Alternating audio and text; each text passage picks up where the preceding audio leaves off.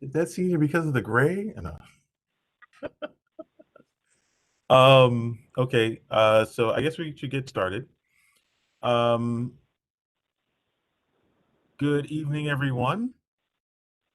My name is Dwayne Joseph. I'm a co-chair of the Youth Service Committee for Brooklyn Community Board 14. I'm joined tonight by my co-chair, Nicole Levinson Angulo.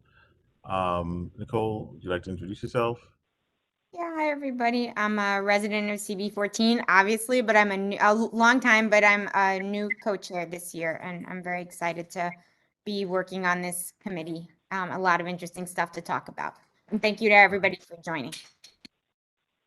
So just to get into the official matters, we are officially starting this meeting tonight of the Youth Service Committee. Today is December 1st. We are beginning the meeting at 6:35 p.m. by my clock. We are joined tonight, or the agenda for this meeting is as follows. There will be a report from the New York City Department of Youth and Community Development, or more commonly known as DYCD, of their programs and services. That report is going to be presented by Mr. Alexander Bentecourt. Alexander is the Director of Interagency Coordination for the Office of Intergovernmental Affairs for DYCD. That will be followed by a community mapping exercise that will be presented by Anya Hoyer, a member of the CB14 staff, along with the CB14 Youth Leadership Council, and then we'll move into any other business. A quick round of acknowledgements. I'd like to thank Joanne Brown, our chair, for joining us tonight. I'd like to also thank our fellow committee members for joining us tonight and board members for joining us tonight. As well as I see here, we are being joined by Officer Michael Joseph of the 70th Precinct. But in the interest of time, I'd like to move the meeting forward. So without further ado, Mr. Bentecourt, you may move forward with your presentation. And just before you begin, I'd like to let everyone know, if you're joining this meeting via Webex, in the chat is the link to the presentation that Mr. Bentecourt is going to be going over. So you can check the chat, click on the link, and get access to the information that he's going to present. Mr. Bentecourt, the floor is all yours. Thank you so much, sir. Mr. Joseph and Ms. Levinson, first of all, I wanted to congratulate you on your appointment as chairs. I look forward to working with you in the coming year. We have a lot of work in front of us, but we've also accomplished a lot over the course of the last 8 years. Just by way of history, DYCD, or the Department of Youth and Community Development, is a very small agency by city agency standards with a huge footprint. And that footprint touches every single one of the community districts across the city of New York. Some with more impact than others, but it is a distribution of a budget that this year came in at $1 billion for the first time in the history of the agency. That is a testament both to the leadership of the mayor around these issues and the leadership of Commissioner William Chong, who has been at the helm of the organization now for the past 8 years. Our programming looks different in every single neighborhood, but there are some core elements that we look to build a foundation around in every single district that we work with. We have tremendous working relationships with the school system. A lot of our activity takes place inside of school buildings. And while we're called the Agency for Youth and Community Development, our focus is not solely on young people, even though that's the majority of mission task. We also serve seniors, community at large, working parents, and working families. Much of the DYCD portfolio in community-based in CB14, the numbers for the CD are as follows, and these are just top-line numbers for you. You currently have 28 contracts that have been fully executed by DYCD for this fiscal year, representing 31 organizations, pardon me, and your current funding level is $5.6 million. That $5.6 million has the potential for further adjustment because not all of the contracts that have been let by the Controller's Office have been fully registered yet. So 5.6 is where we are at right now. There is a potential for that in all likelihood to go further up, not by much, but further up, absolutely. But we won't know what that looks like until the new administration takes leadership.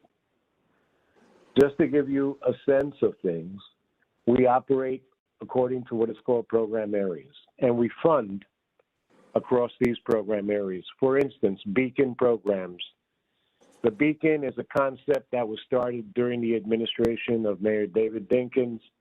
That basically called for the creation of community-based youth and family centers utilizing school space on a 6-day-a-week basis for 16 hours a day.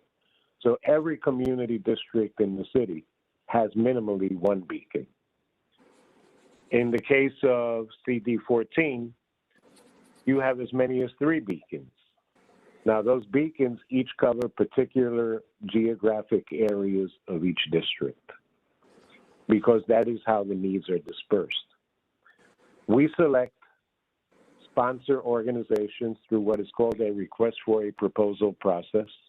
There is an open competition for the funding, and out of that process, you have organizations that have experience, in most cases, solid track records, roots in the neighborhoods that they are seeking to work in, and a demonstrated history of positive program outcomes. Case in point, one of your beacons, you have 3 beacon sites with 3 distinct providers. You have the Community Services Network, working in partnership with K8849. You have the Research Foundation of CUNY/Medgar Evers College, working with the Norma Adams Clemens Academy on Snyder Avenue. And you have the YMCA of Greater New York via the Flatbush Y, working in concert with the neighborhood. Moving further along, you have Compass. Now, Compass is like one of the largest achievements that DYCD has accomplished, and it has gotten tremendous support in all quarters. That's after-school programming. That's making sure that young people have positive and engaging opportunities to not only learn, thrive, and socialize, but grow both in intellect, in artistic capacity, in athletic capacity. It's really well-structured program activities that take place in the majority middle schools and elementary schools. Mr. Betancourt, this is programs, Nicole. Can I interrupt you for just one sec? Because I know you're on a phone. Sure. I just want you to know I'm sharing my screen. Can everybody see my screen with the document that Mr. Betancourt sent? Great. So as you keep speaking, I'm going to sort of be pointing people out, things out to people. Okay? Thank you. No problem. Let me give you case in point, Compass Elementary. CAMBA is an organization that has a very long history in your district and has a tremendous record of achievement. They run 3 after-school programs, one at PS 139, another at PS 249, and a different one at PS 249 because one has a summer component and one does not. So those are 3 distinct programs. You have funding levels attached to each of these programs, ranging from $350,000 to $194,000 for the third that I discussed. You should have that in front of you. The second organization that has Compass subcontracted programs is the Flatbush Development Corporation. They operate in partnership with the School of Science and Tech and PS 237, which is the Colonel David Marcus School. Your third Compass Elementary provider is Harriman Summer Camp, and that's PS 193, the Gil Hodges School. And you have joining them the New York Junior Tennis League at PS 267 at the Kings Highway Academy. Each of these programs is a separate program, a separate contract. They each have mandatory responsibilities that they have to abide by contractually, and they are checked consistently around issues related to program quality and effective management of funding. Our Compass Middle Schools. Once again, you have CAMBA, New York Edge, and the Research Foundation of CUNY working in partnership with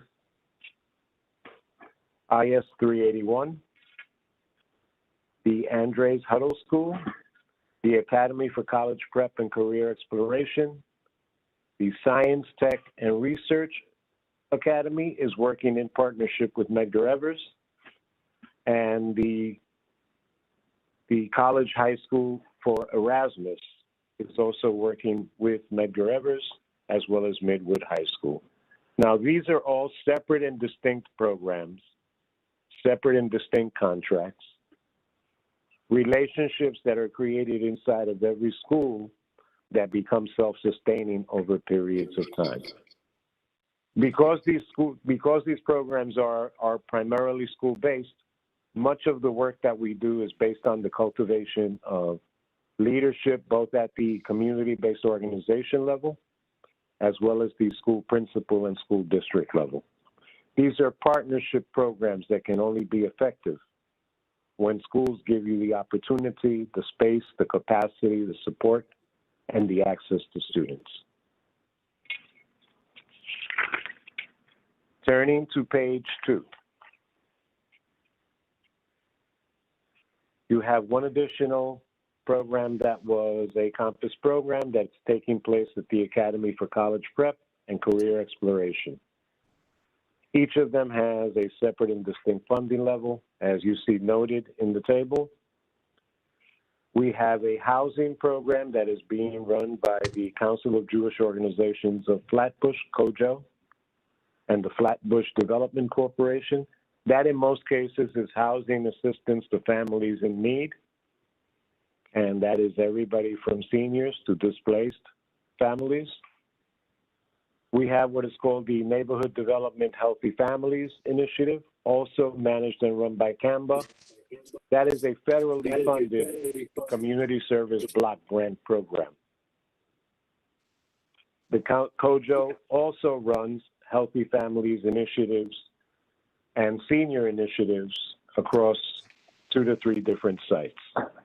Their Flatbush office primarily, and the Family Development Corporation.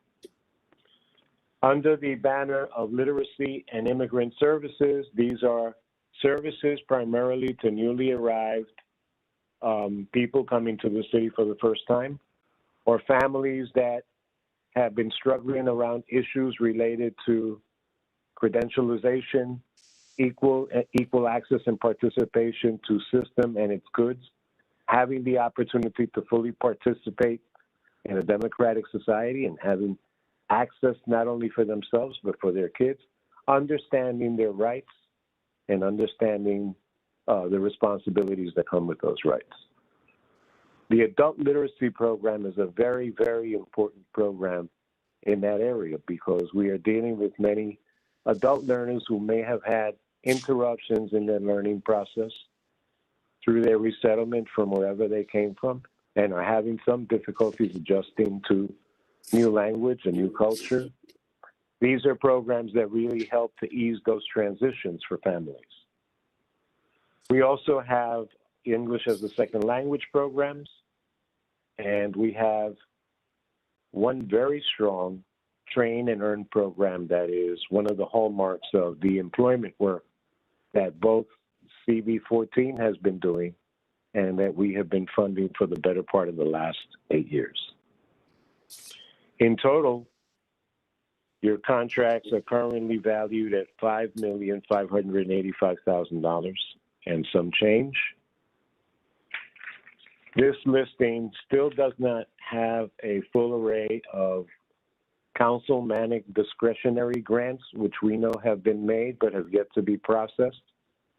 That is a separate pot of money that DYCD manages, but which is earmarked by the City Council for local members to support organizations within their local districts.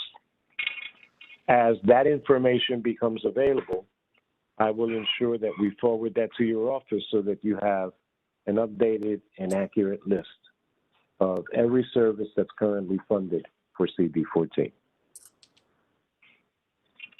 Any questions at this point?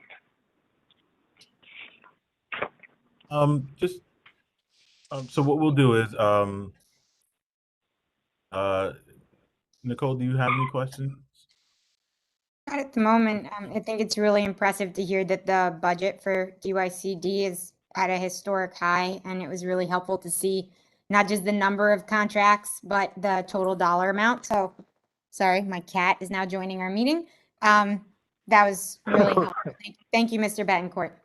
And I'd open up to the other attendees to ask if you have any questions. Do any board members have any questions? I do have a question, but I'd like to allow an opportunity for our board members to ask questions. You just raise your hand.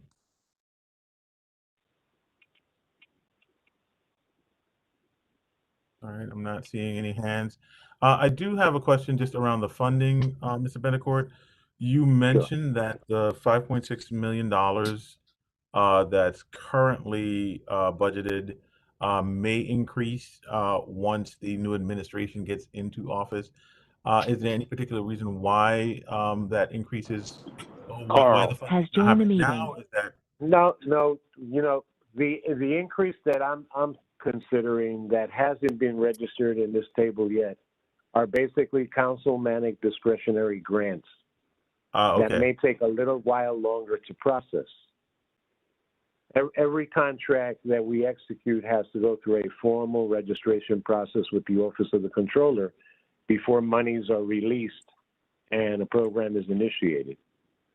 So we think that there is a sufficient enough backlog of some of those contracts that they may not all be in place by January 1st. Do you have any, can you speculate at all what you think the total amount might be once, if any of those contracts go through, or it's just too I wouldn't want to speculate about on that, just out of fairness to you and out of fairness to a process that's still taking place. I don't think you're going to go below 5.5. I mean, these are contracts that are already there and in place. Okay, that is great to hear. I'm also happy to hear that because I think there's a misconception. I'm glad you were able to clarify some of that. That a lot of the funding from DYCD is centered around young people only. So I'm glad to hear that you actually were able to clarify that it is a lot broader range. Sean, I see your hand up. You have a question? Yeah, thank you. Because all DYCD funding is granted through a request for proposal process, and DYCD doesn't come, isn't proactive about what's funding, but responds to those requests. I'm wondering if you have any guidance to offer about, how we make sure that our organizations are going for it. How do we sort of, I don't know, get the word out that this funding is available, they need to apply for it? And then my follow-up question to that is, are all of the contracts performance-based contracts? And I'll leave it there. They are performance-based contracts in that they have benchmark indicators that have to be met. as a condition of program performance. But we manage our contracting process not in a way that is punitive. It's in a way that understands that these relationships need time to develop and nurture. We also understand that school systems oftentimes face,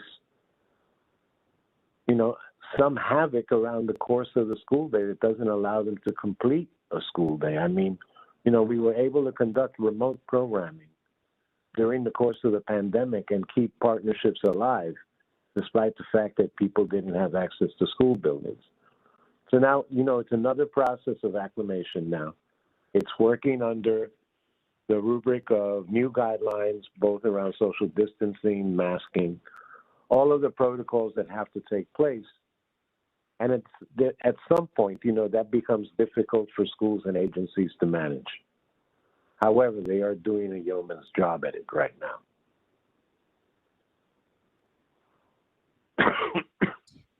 Thank you for that. And we What have. I can also share with you is that as soon as we know that an RFP is going to be released, I will send it to all of the boards so that when an RFP is going to be hitting the street.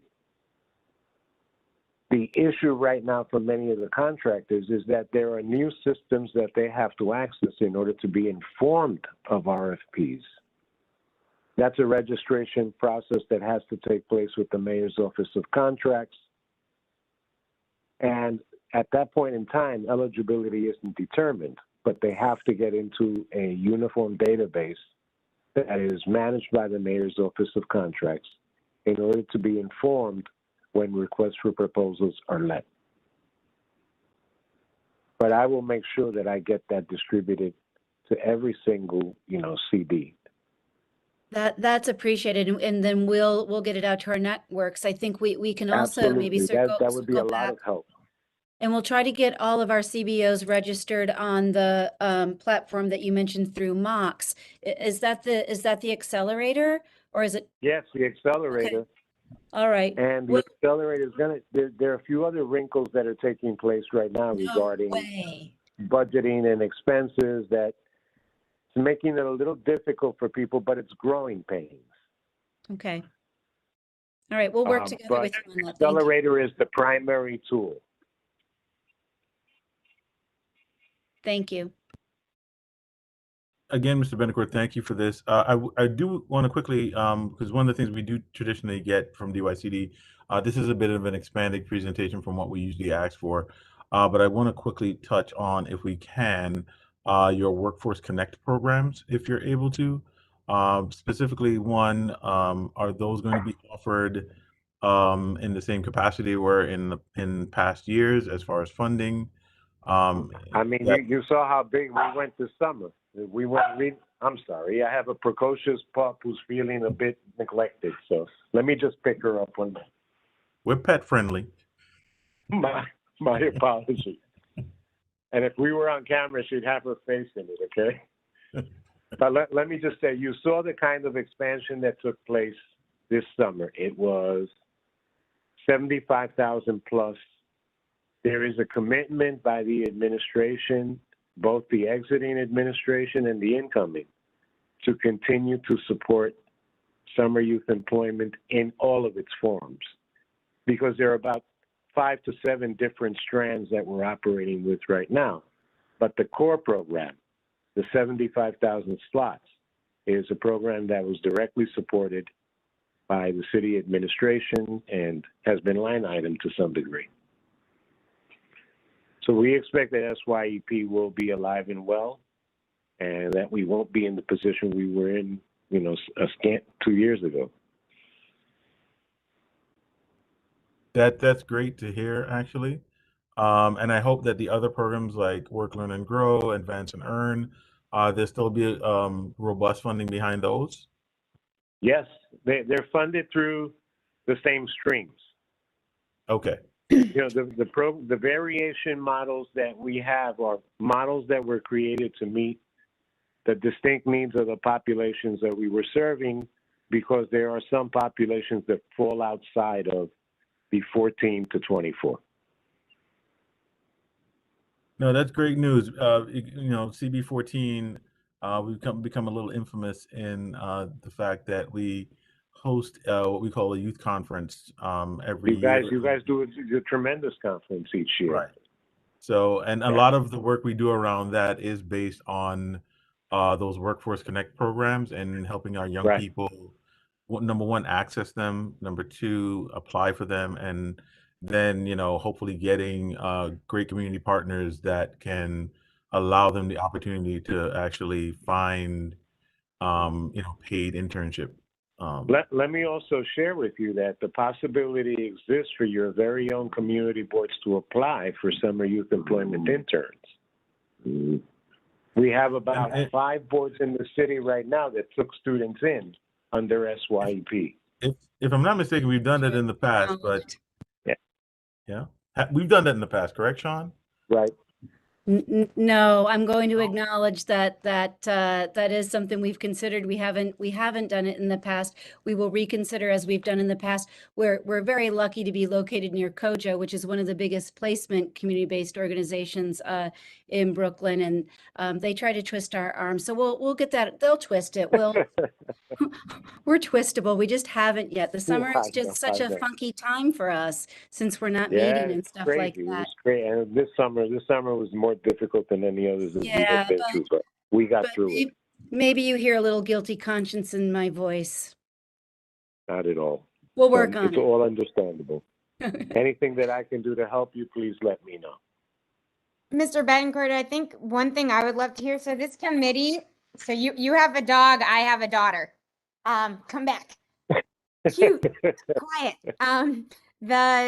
This committee, as we were discussing, has run a really wonderful youth conference, and we're going to keep doing that and try and engage the youth leadership committee that we have that started working with the board in doing it. But I guess my question, and I know you don't have too much time, is as someone from DYCD, if we're thinking about as a committee, sort of looking beyond just that youth conference, and thinking about where you're going to be putting your resources in the next year, what would you love to see youth services committees like this one think about and maybe, you know, tap into more in terms of what the DYCD does citywide? What would be your advice? You know, what I would recommend happen, and this is really outside of the monolith of DYCD, but it has so much to do with getting as granular as possible as you can get in relationships.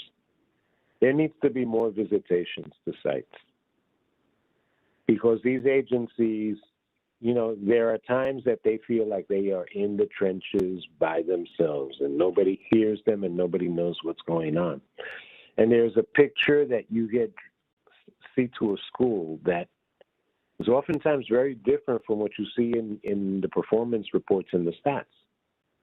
You know, case in point, you have 7 to 10 schools that are funded for partnerships in the district.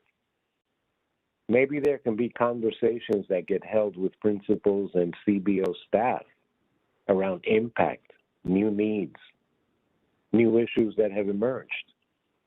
You know, that takes on a very organic process of programs understanding that they're evolutionary and that somebody is hearing them in that process of evolution.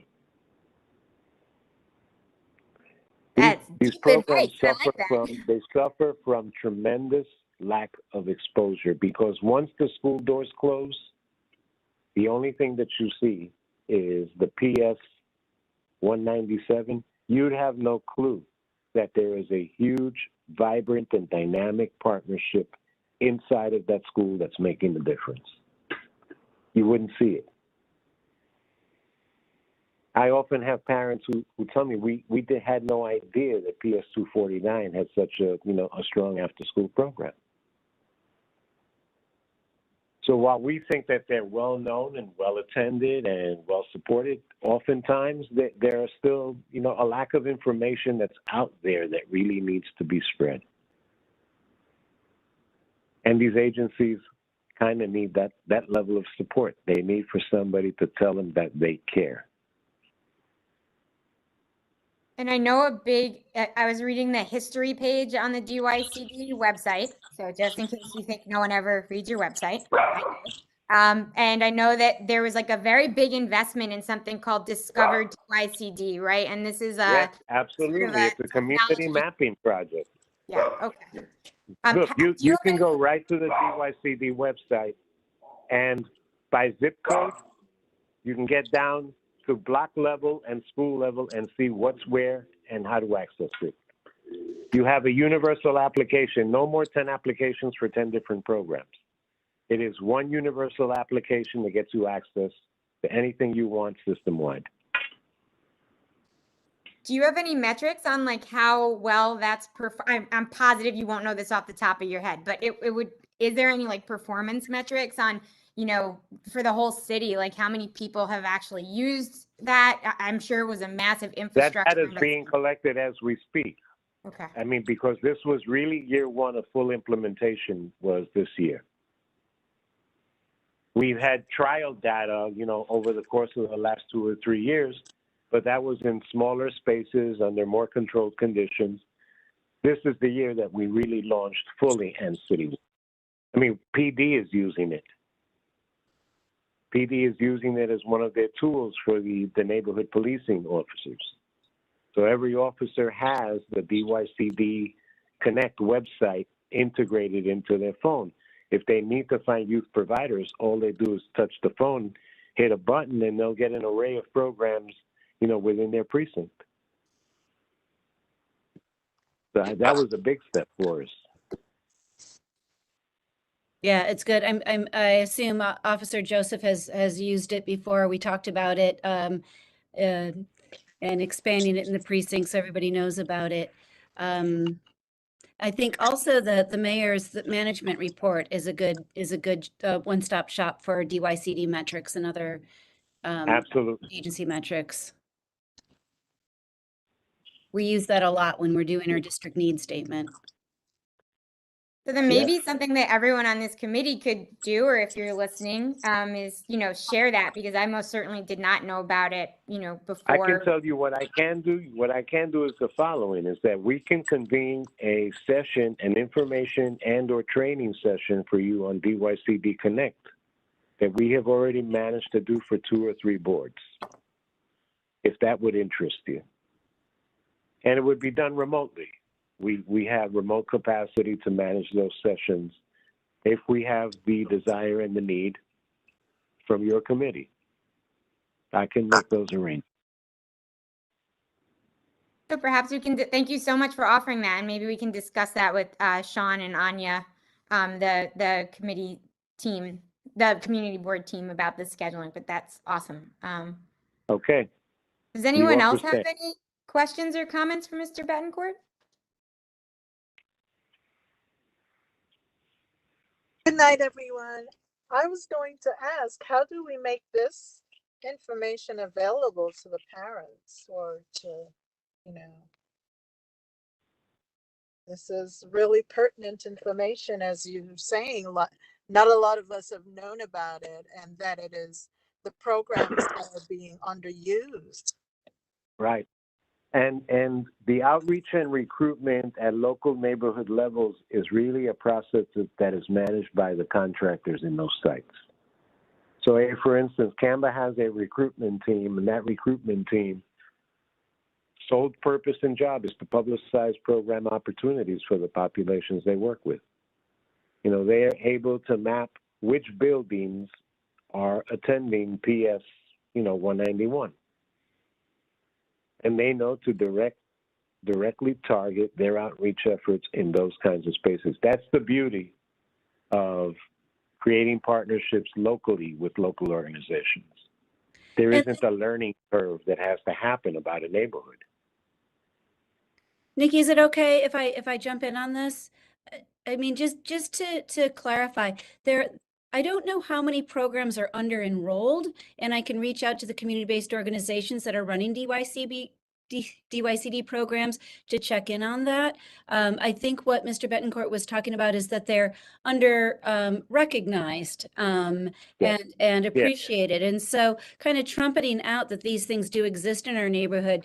This might end up being a little bit of a segue to the next part of this conversation tonight, but making sure that those resources, that the community is aware those resources exist. And then yes, Florence, I'll check in with the CBOs to make sure they're being fully utilized, but I think they are. I don't think that there are, if anything, we probably have programs with waiting lists more than we have programs with gaps, but I'll double check on that with our Absolutely. CBOs. Thank you so much. I also just want to quickly acknowledge Michelle Brunson, you have your hand up. You have a question or comment? Comment. Good evening. Good evening. Good evening. I have applied Beacon program as well as a Cornerstone program. So I can tell you your programs are beneficial to the community throughout because they employ parents and relatives of the children that are in the program. Working in the schools, I can tell you the main problem that you have with parents knowing about your program is there is no communication with the PTAs and the President's Councils and the CECs. Right. And if you were to reach out to those particular bodies, you would have more parents knowing and more community input and outreach. But I do appreciate the fact that the programs exist because they kept me employed. Thank you for what you do. You know what I would venture to tell you is that it would help. I think it would help all sides if the CDCs conducted visits with the community boards. Because oftentimes the CDCs themselves don't get the kind of briefing materials. See, this kind of meeting that took place today is really something that can happen with the CDC as well. There would be value to that. I agree with you. I was also president of the CEC for District 17, and that's what we did. We partnered with the PTAs as well as the Beacon programs, and we did very good programs that we literally had standing room only in the auditoriums. So it works. It's a model that's out there. I would like you to works. follow. I would like to follow up with you if you could. Anya has my information. If you could just send me a note with your Okay. contact info, I would love to follow up with you. No problem. Thank you. I'd appreciate it. Thank you.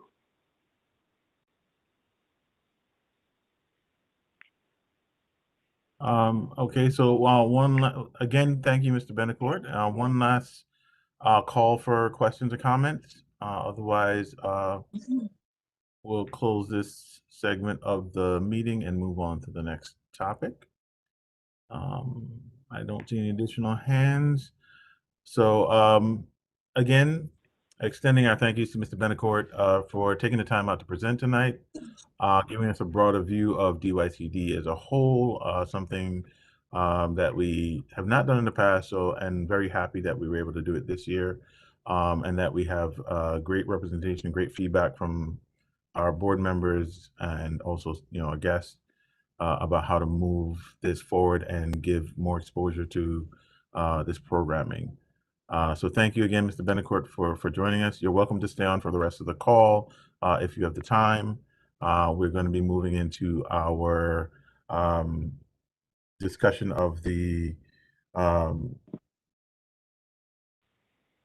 community mapping project for the Youth Leadership Council. So I will turn the reins over to my co-chair. Thank you all so much for your time, and thank you for the questions. Have a nice evening. You too. Thank you so well. much. Nicole, I'm actually going to facilitate this part of our agenda Yep. tonight. So Go right ahead. Participant has left the meeting. And I want to, so the first thing is everyone here, I want everybody, if you have your camera on, I want you to use your real live hands. Because I just want to sort of understand a few things. The first question is, how many of you know that we have a Youth Leadership Council as part of the board? Cool. Me too. How many of you feel like you know a lot about it and have a deep understanding of what it is and who's on it? Okay, cool. So very cool. I didn't want to tell, so I think the first thing is Sean and Anya deserve a lot of credit for looking to bring a youth leadership council to our board. And we're the youth services committee, right? So it would probably be really great if we occasionally talk to young leaders. I know we have one of them on the call. I don't want to put her on the spot, but it's just as a quick recap, it's a group of about 14 young people. 12 of them are doing this for the second year. 2 of them are doing it for the first year. They range between ages of 14 to 19. And oh, sorry, what did someone say? Use the phone, just loosen the brakes. Then I'll Oh, be okay. That's just someone else off camera. Michelle, you should mute yourself. Thank you. And they have, I got a chance to look at their profiles. They have a really wide range of interests, right? So the idea is that over the year, we can involve them more in what this committee works on, but especially in the youth conference. But when Dwayne and I met to talk about our work for the year as a committee, one of the things we thought would be really nice, and one of the reasons we invited DYCD to speak as our very first, first agenda item on our first meeting, was to sort of zoom out a little bit, because I think sometimes we dive right into to youth conference stuff, right? But maybe we could think a little bit more broadly. And so one activity that Anya learned about through her work with the Youth Leadership Council was a community mapping activity. And we thought we could take a stab at that tonight. So what I'm going to do is share my screen, but this works best if it's interactive. And we just heard about a bunch of stuff that our community has in it, but the idea would be that we try to map assets, which are things we already have, right? Good things, positive things, things that we have in our back pocket that are for youth services. And one thing I thought was really cool is like what you could see from the document that Mr. Betancourt shared is youth services is not just stuff for kids. And this is something Dwayne and I have talked about a lot, right? It's adult literacy things. So I think we can think much broader than just direct services to youth. So what we're going to do is an interactive activity where we map what our community has, those are our assets, but also what we need, maybe what we're really missing. So I'm going to share my screen and I'm going to basically play secretary for this activity. Everybody should be able to just unmute yourself and add to the list. If I run away for a second, it's because my 18-month-old pulled down like a menorah or Christmas lights, but I'll be back. Okay. So does that sound okay to everybody and clear? Okay, cool. And then just for reference, like maybe in the chat, can everyone share how long they've been involved with this youth services committee? Because I see there are some people that are newer or new board members. I've been involved, I think, for 5 years, maybe even 6. I'm not sure. No, let's see. 5 years. So if everyone else can just throw into the chat how long you've been involved with this committee in some way. Maybe this is your first meeting ever.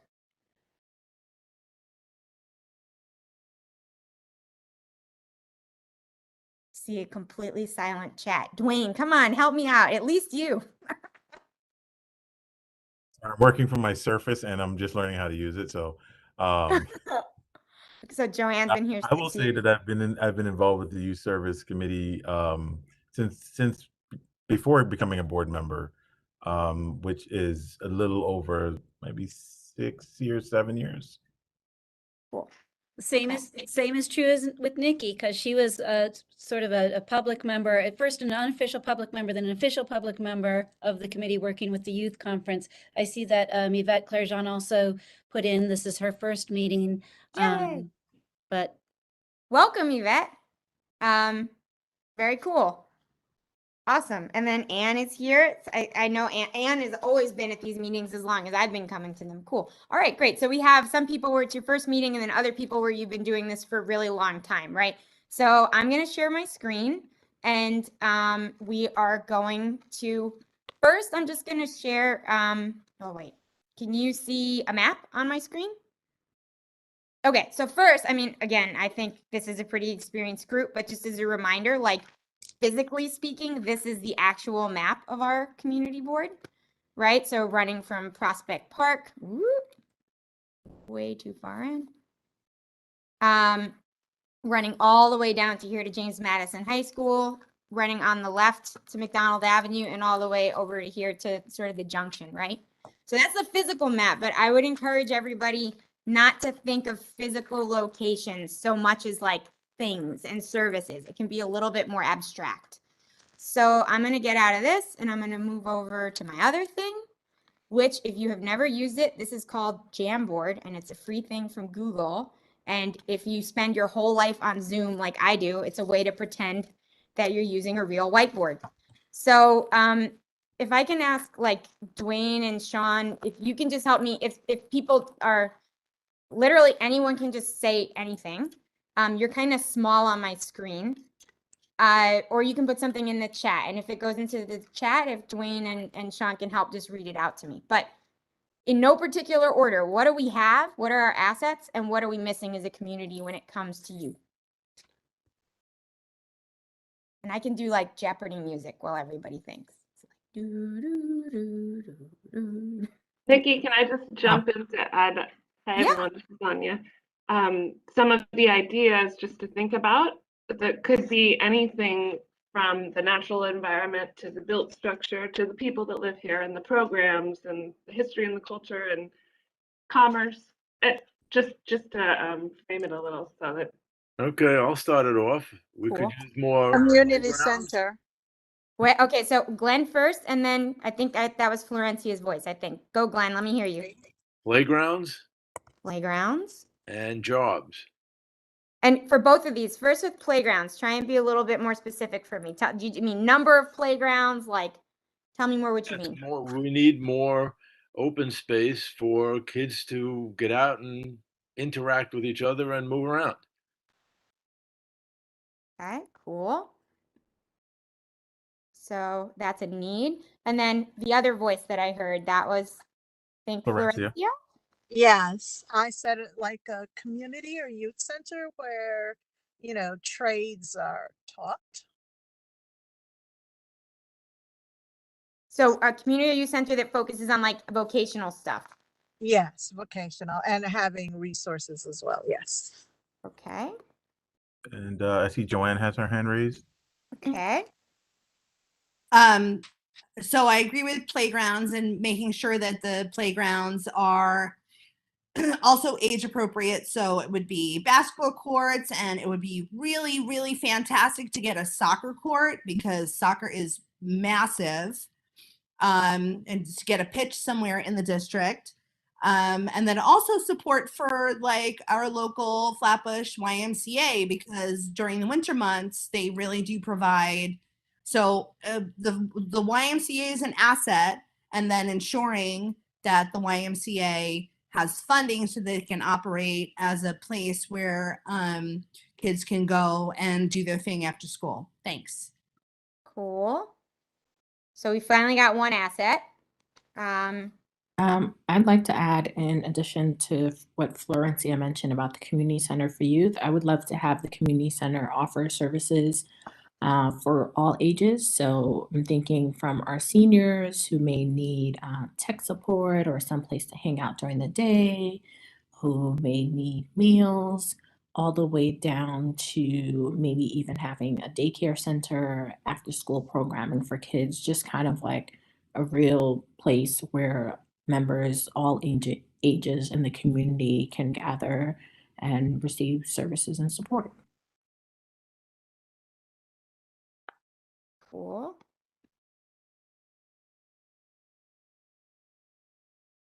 What else? I have an asset. Cool. Go for it.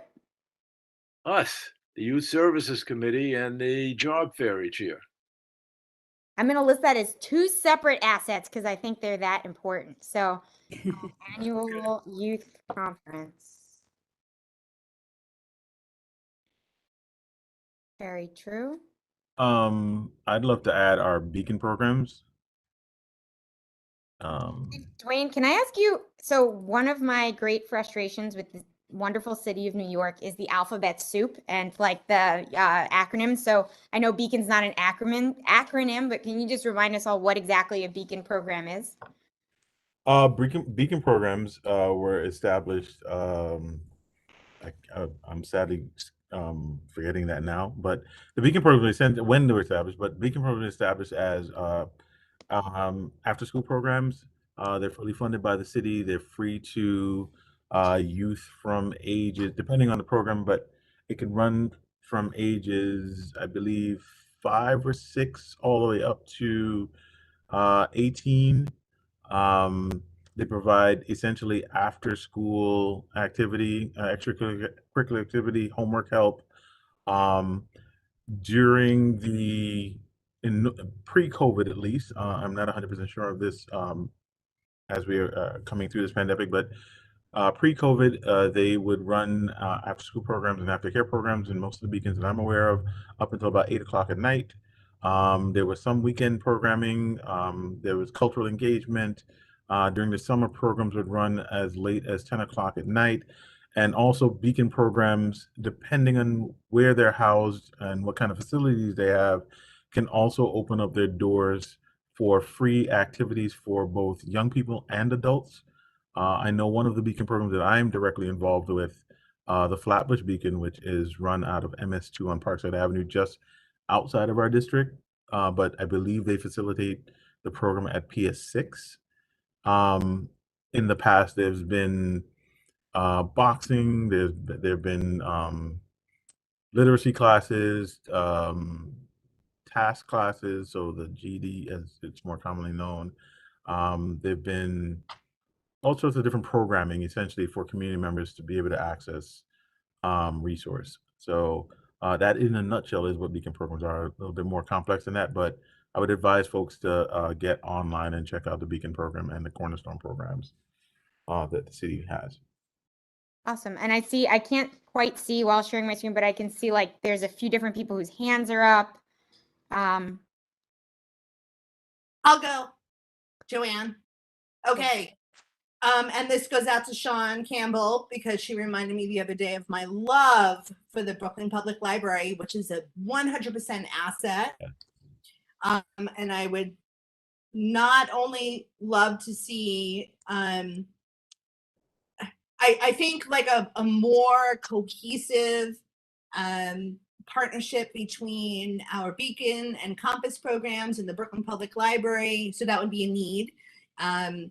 Would be really fantastic and might even help with BPL's funding. So BPL is an asset and then a need to somehow integrate our CBOs and the Brooklyn Public Library. Thanks very much. Cool. That's a great point. Yvette, you have your hand up as well? Or is that from before? I was going to add 2 assets, Prospect and the one that's across from Midwood High School that was redesigned in 2019. That's Colbert Park. No, KOL. Oh, sorry. Spell it for me, Sean. It's okay. I said it with my Midwestern accent. KOLBERT. And Sean, you have your hand up, Sean? Yeah, it's because a lot of these things I see in both categories, like our parks, the parks we have are the assets and the parks we need are our needs. We have what we have and some of them need to be restored and we need to add to that. I do want to add something that hasn't been said, which is our community-based organizations.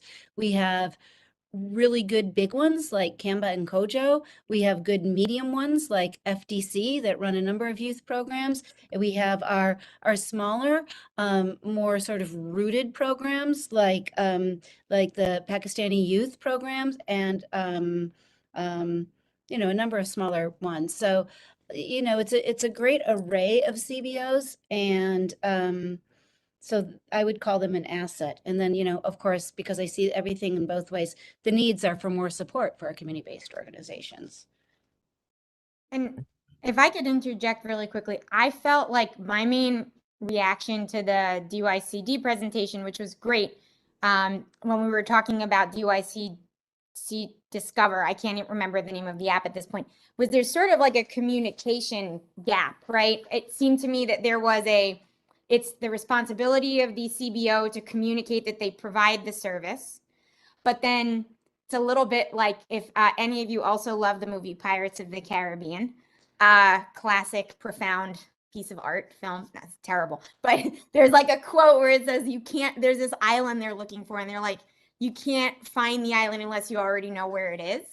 And so like the DYCD Discover program, like that's how you find out that the islands exist in the first place. But if you're missing that step, you don't even know where to begin your search, right? So like if you have a kid in a school, then you find out that there's an after school program in that school, but your awareness of this larger network of resources I don't know if that belongs on the map, but to me, that seems like a little bit of a need. And I think as you all are thinking about this, the goal and why are we doing this, right? I should have started with that. What is the point of this activity? The point is for us to identify places where we could take some action, right? There's lots of needs and there's lots of assets, but as we map these things out as a committee, and especially our youth leaders and the Youth Leader Council can think about like, where could we actually do something differently? Is there a meeting that we should be having? Is there information that we could be sharing? Is there something we could do at the youth conference to address one of the needs that we see here? Is there a way we could show off the assets that we have? So that's really the goal here, and think about that maybe as you continue to share ideas, like what could we put here that eventually could drive an action on our part or on the YLC's part? All right. I see a hand from Florencia. I don't know if that's from before, and then Anne. Sorry, that's from before. I'm on the road, so I didn't. So, Okay. Anne. Oh, Yes? okay. Am I unmuted now? Yes, we can Okay, hear you. great. So I hear, all right, so when thinking about some of our assets and some of our needs, there are more programs, for example, offered through the main branch of the Brooklyn Public Library that could also be beneficial here, but that are touched upon in different capacities in, say, homework or tutoring after school for youth. Would be available through the Beacon program if one is engaged in that, or through FDC if they're in that part of the district. But there are so many different, like the main branch offers career counseling. And, you know, they have some tutoring assistance, some foreign language, you know, a variety of different programs. Prior to COVID, I think one of the outreaches that the BPL was doing, and it may have been the one more in the Windsor side of the district, that was, they were going to do something for people who are interested in thread arts, sort of as a, you know, a relaxing and, you know, a sense of community, but to learn a skill and to have that sort of support. So, and so when Yvette, I'm sorry, mentioned the community center and then listed some of these additional items that are, you know, they're available in certain places, it may be nice to find a way to integrate some of these needs that are available through the program itself, but not necessarily in our district to the extent that it's elsewhere.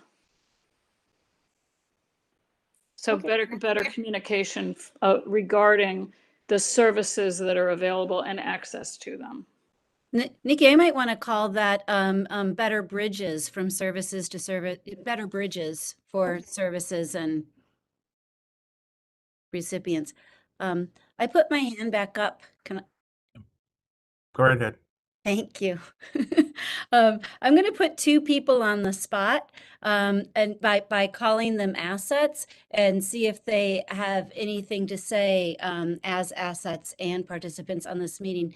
I want to call out Michael Joseph, from the 70th Police Precinct, because as community affairs and as somebody who's been really good about trying to build some bridges between community people with whom he has interacted, both when he was an NCO and now in community affairs, and getting some resources to the people with whom he interacts. I think he's been a great champion, and then he's really pushed along some of these and supported some of our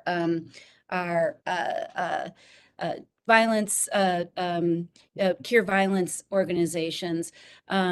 Yeah, you can name them by name, but also that goes along with the NYPD forming the YNCOs, the Youth Neighborhood Coordination Officers, as a asset too.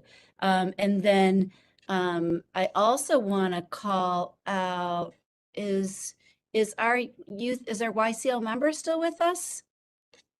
I think she dropped off the call.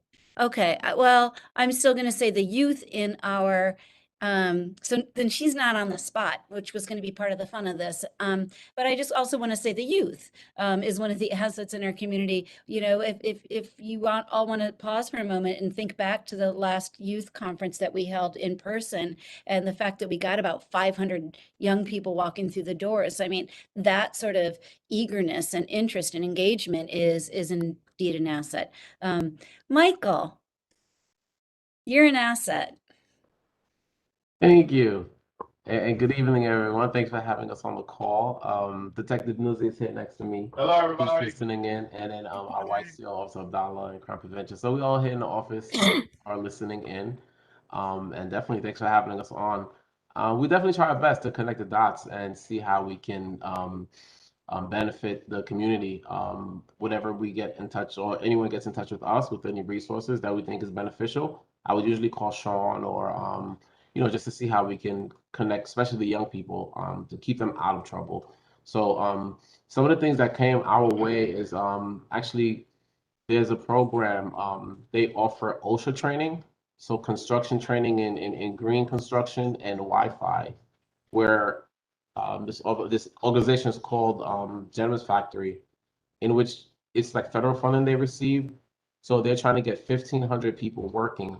So they actually pay them to sit down and do an OSHA course. And once they get their certification, so they get about $20 an hour to sit in a classroom. And once they complete the course, they're able to get union jobs in green construction and in Wi-Fi. So I think once young people hear that, or people that, that are looking for work, that they can get paid to, learn a trade, they usually jump on it. So that's one thing that they bring into the 7-0.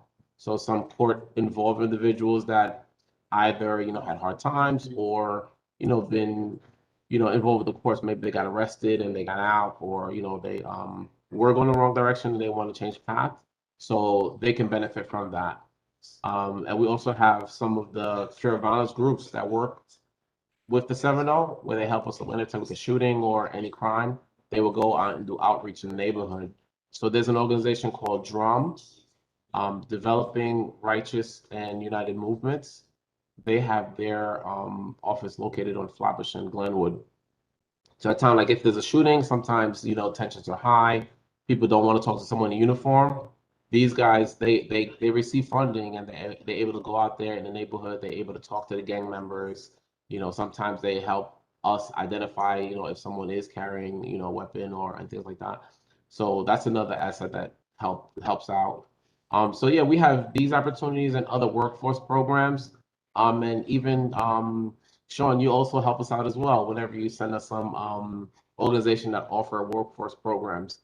So these are some of the things that we have access to, and anyone else on this call, like if you come across any resources that will be beneficial that we can spread out to our YCOs, our NCOs, where whenever they go to a home visit, or if there's a young person that does get in trouble and they need some resources, we'll be able to get that information out to them. So definitely thank you for having us here, and continue to think of us. And any way that we can help, definitely let us know. We'll love to do so. I'd actually like to jump in there behind Michael, because he forgot to mention something that one of the bigger programs that NYPD actually offers, the Youth Explorer program. Oh, the Explorers, yes. Yeah, that I'm a big Explorers and advocate also the for. leadership. Okay, Yes. thanks for reminding me. Yeah. I'd actually like to also, we should consider our houses of worship in the district, not only as assets as far as space, depending on what protocols we have to do for COVID now, obviously, but they were an asset before, and we should be looking at them again as an asset for space, but also just in general, they sometimes offer programming for not only our young people, but for adults, for parents, for families. So that's a resource. I see here, Joanne, I think you have your hand back up. Oh, Dwayne. Okay, sorry. Oh, Oh, no, sorry. Florencia, please go, and then I'll go. Oh, okay. Thank you, Joanne. I also agree that Officer Joseph and Community Affairs, they're an asset. I've been there and actually seen young people getting job offers, and when they were hopeless, and were able to get a job. And for the houses of worship, as you mentioned, Dwayne, Pastor Thornton, who's the president of the 70th Interfaith Precinct Council Clergy Council, sorry, he has offered up his church. He has given space to drum, where they gave away book bags in the summer, hosted honoring mothers who lost their children to gun violence, and he's even given those youth who've had checkered past, been in trouble, space to utilize his gym area to train others in what I forgot what the name of the art is. It's not boxing, but it's like kickboxing and another form of exercise. So yeah, there are churches are also assets. Thank you. Can I add just one more thing? I forgot to mention, and she's right here, our crime prevention officer, Soros. She's right here. She does she's our graffiti cleanup coordinator. Yes. So, Soros, you want to say hello? She's right here with us. We have to give her a shout out because she does such great work within the precinct.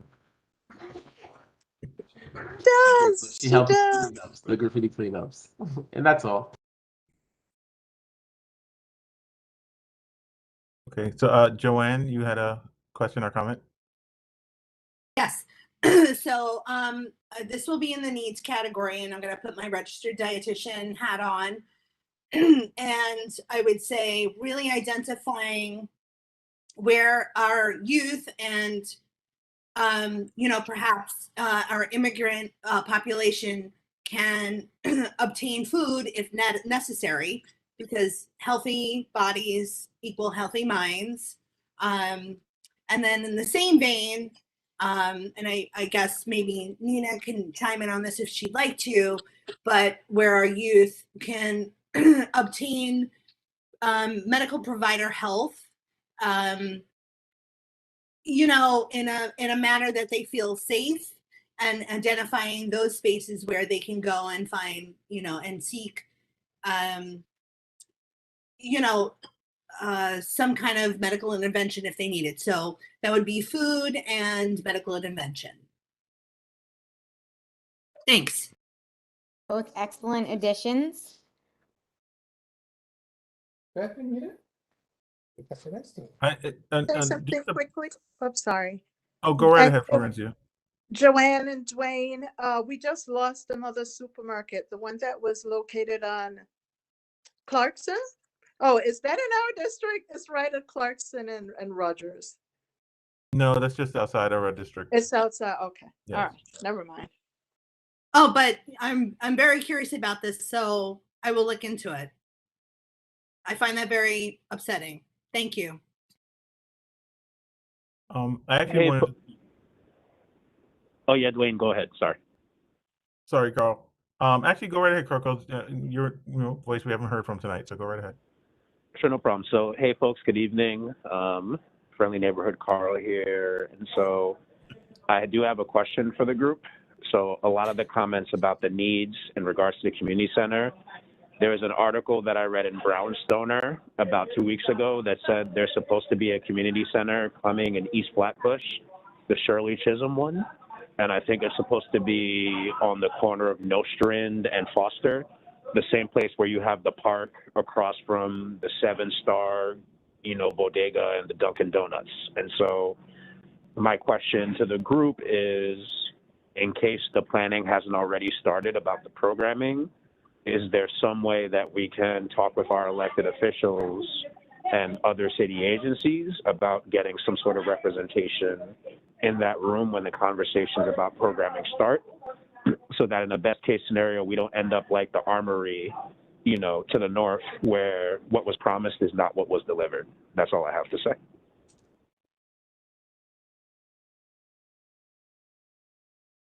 All right. I just wanted to quickly kind of jump back to what Joanne was saying about nutrition and access to healthy foods. I think we should also include in that we have a couple of community gardens in our district, some of which actually grow, not large amounts of food, but they grow food. So I'd love to see more farmers markets and community gardens that we can list as assets in the district, hopefully. It definitely a need for farmers markets, but I think we should list the community gardens we do have as assets. And then we could probably just take a few more because we are coming up on 8 o'clock, folks. And while I love to see all of you all the time, it is a Wednesday, and I'm sure we all have lives that we need to get back to, and our lovely district staff have probably already have a very long day, and we love to get them home and to their families. So we'll take, Nicole, if you have any additional questions around this. Leonie Francis Bryan has had a hand up for a while, and I don't know if I missed it or if Oh. she had the opportunity to chime in. Yeah, I just want to say something. The library around here, because I pass there every afternoon, it is so crowded. And I think I spoke to you about it before and was wondering if they could put on a second floor. So like children who are doing homework or getting help could be on the upstairs, and downstairs could be still open for the public. That's just a suggestion. I don't know if you have money this year to look into that, but that would really help the community at large. Thank you. And first, I apologize for missing your hand there, Leonie. I'm still trying to scan through to see if I've missed anyone. But just for reference sake, where is the library that's near you? Do you know which branch that is? It's right on Cortelio and The Cortelio Road branch? Argyle. Cortelio and Argyle.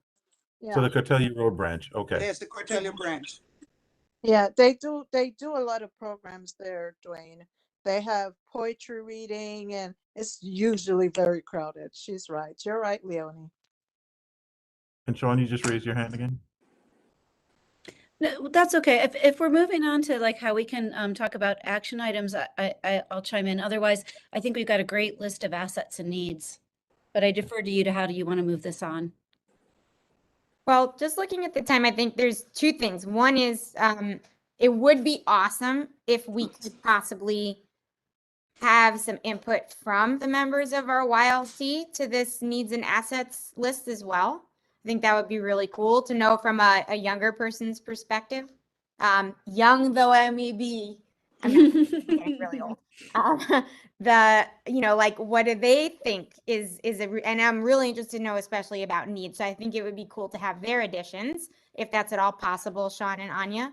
But I think, if we turn our attention from filling this out, when you look at this and everybody can take a quiet moment of reflection, what are some potential action items that you see that the community board that this committee could work on? It could be, again, a modification to an activity that we already do, which is the youth conference, or it could be a totally new idea.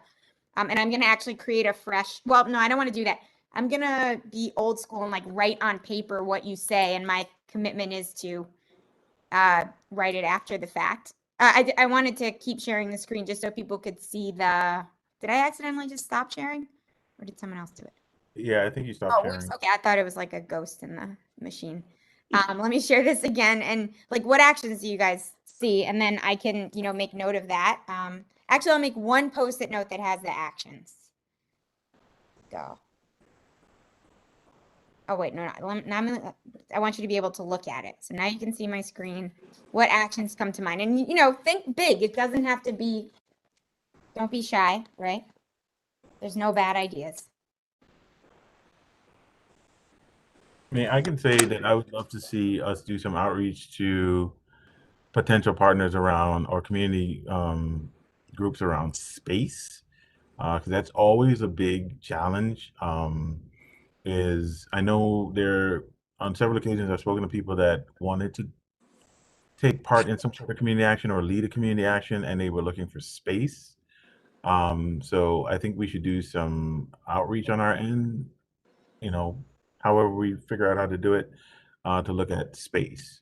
And then I see a whole bunch of hands raised. I don't know if that's from before, or I'll just go through them quickly and you tell me whether or not you have info. Ann Gadet. You're muted, Ann. I put it in the chat, sorry, Dwayne, that our not-for-profits are assets and as well as needing of support. Thank you. Glenn Wolin. Thank you. We've got some new politicians coming in a month or so, and I think we need to get them in-house and fairly soon after they start working, to let them know what it is our top 2 or 3 priorities are in this area based on this list of needs, because that's where the money is. Thank you. Nina Sagnia. Thank you. Yeah, so a couple of things as far as things that are actionable. The issue of the library, and potential for expansion. I don't know if that's something that would go under participatory budgeting, but because it's probably, adding a second floor is probably pretty pricey. But I guess that would be one observation. And the other thing that's come up has been the need for more green space. And I think, looking for potential, even pocket parks, tot lots, other kinds of spaces that we can kind of squeeze out of the community, more community gardens, particularly, I think, on the eastern side of our community board, but really everywhere. I think there's a big need for things that will get people out and active. Thank you. I see a hand from Florencia. I don't know if that's from before. Then Leonie. Those hands from before, raised hands from before. It's from before, sorry. Okay.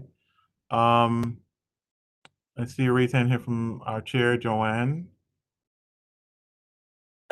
So the thing that struck me the most about Mr. Bellencourt's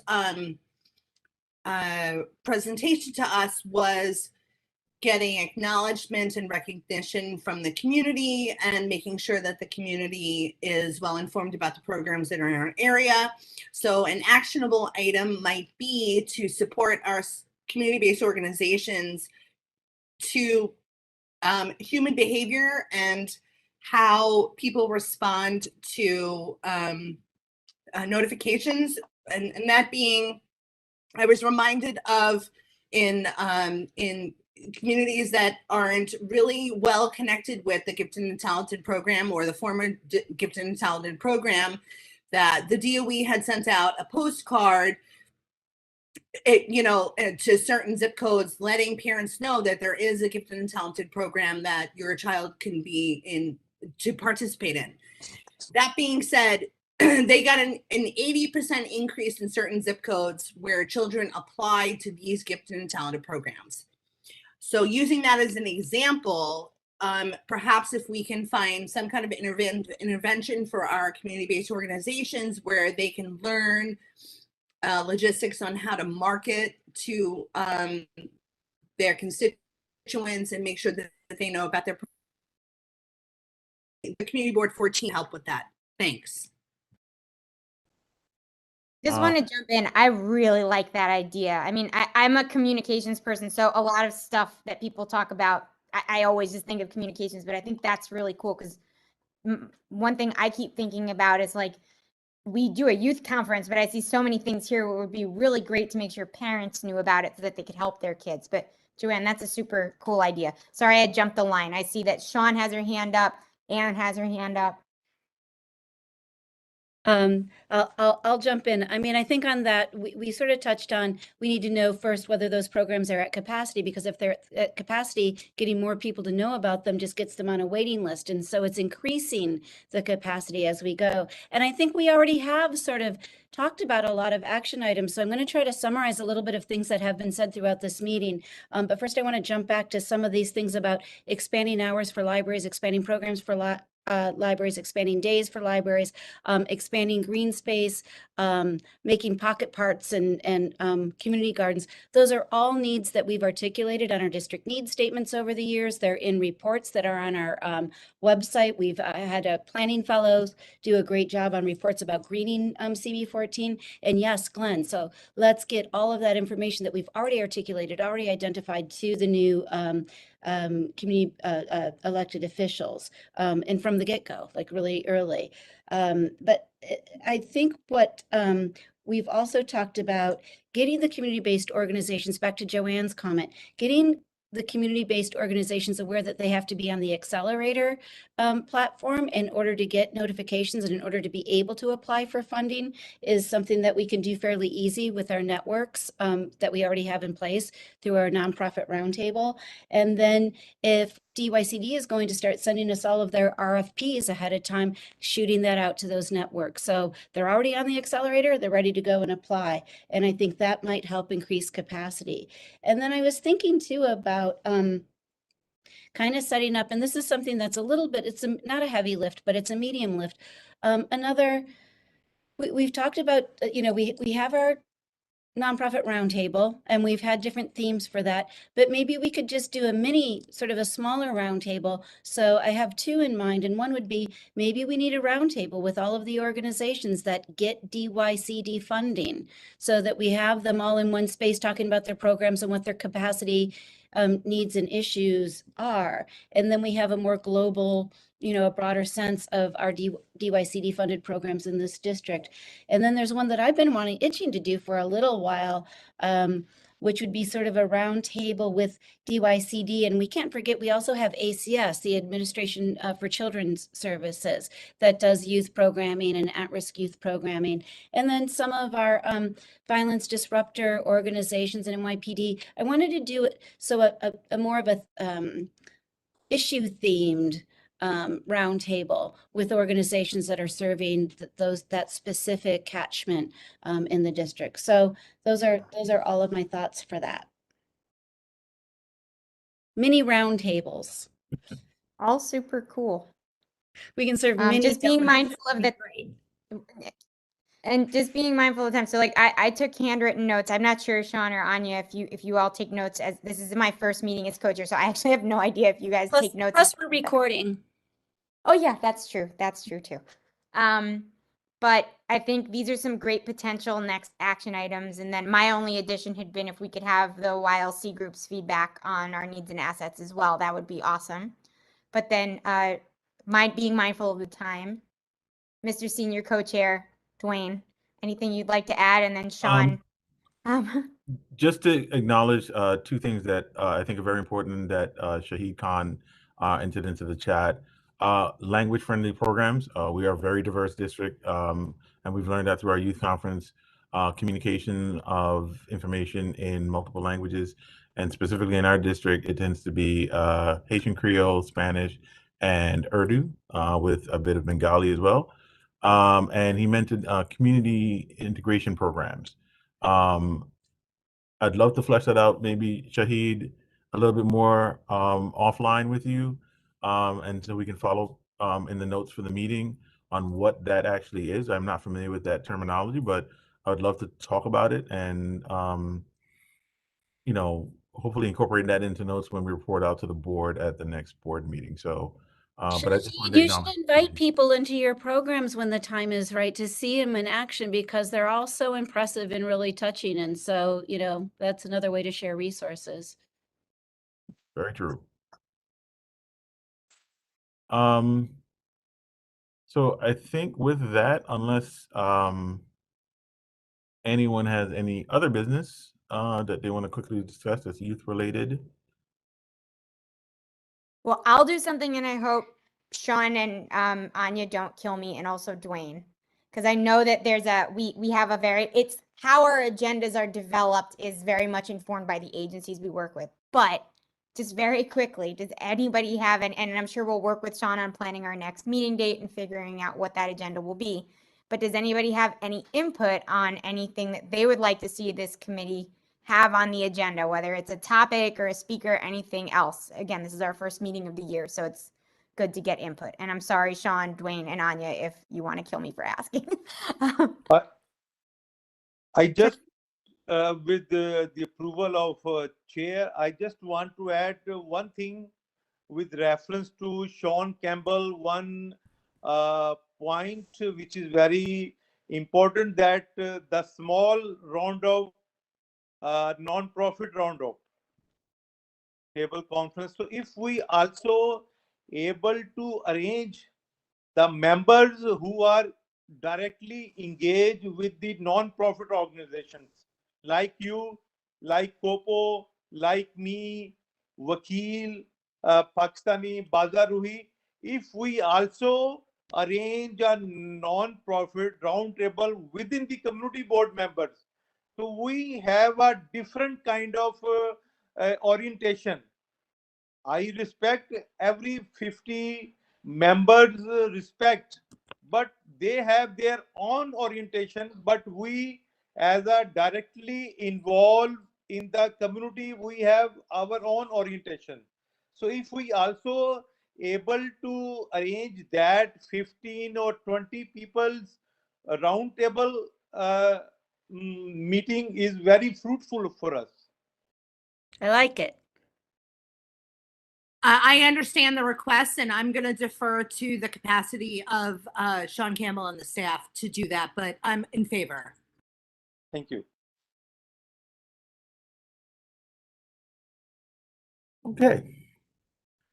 So, if there are no other comments or input for tonight, I would like to,